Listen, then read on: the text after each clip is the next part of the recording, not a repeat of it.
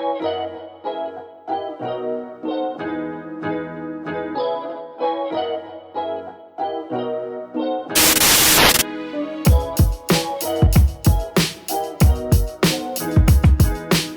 the bell icon on the YouTube app and never miss any update from Tech Timers. In the last video, we saw what is client-side load balancing. In this video, we will look at server-side load balancing. Let's look at the same example which we took while explaining the client-side load balancing. There is a booking service, there is a payment service, there are different instances of payment service. The payment service connects to the third-party connectivity platform, and it also connects to the account service, which in turn connects to the database which has user information. And finally, the booking service connects to the account service as well.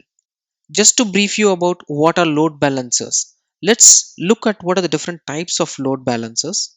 Let's take the same payment service for example. There are four different instances of payment service running in different machines under different ports. Now, if you want to load balance these, you can have something called as a software load balancer or a hardware load balancer.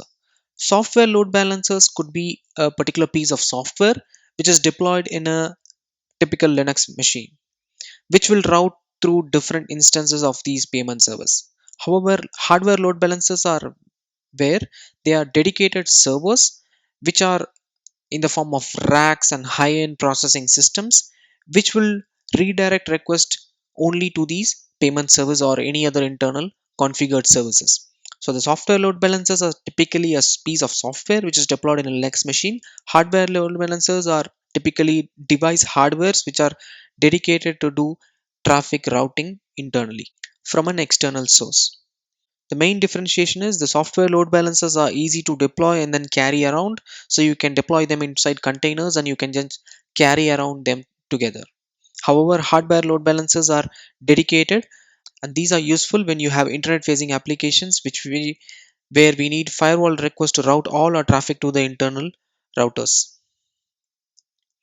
Now, in case of our booking service, we used the software load balancer, which was embedded inside the booking service because the booking service had identified which payment service to redirect to. So, in the case of client side load balancing, we use the software load balancers. Now, to implement the server side load balancing, let's look at the same example with the service registry in place. So, we had the booking service, the payment service, the account service.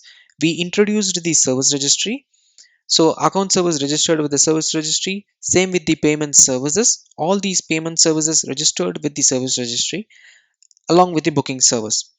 Now when the booking service needs to get information from the payment service, it calls the service registry and service registry responds back. But what type of strategy it performs? Here the software load balancer is embedded inside the service registry in itself and it identifies which one to redirect to. This is one way of having a software load balancer inside the service registry. The other way is having a hardware load balancer in place and allowing it to redirect to the payment service. So that way, if you want to connect to the payment service, you have a hardware load balancer in place which is outside the platform. And any service which can come to the payment service, it can go through the hardware load balancer.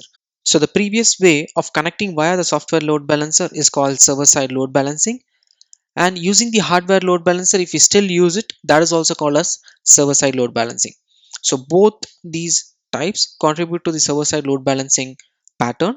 However, it's up to you when to use the hardware load balancer versus the software load balancers, because the hardware load balancer increases the cost of your deployment because the hardware device is pretty costly compared to a software load balancer which just requires a memory space in your Linux containers or Linux machines.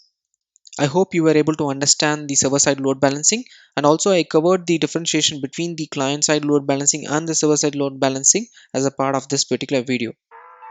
As always, if you like the video, go ahead and like it. If you haven't subscribed to the channel, go ahead and subscribe to it. Meet you again in the next video. Thank you very much.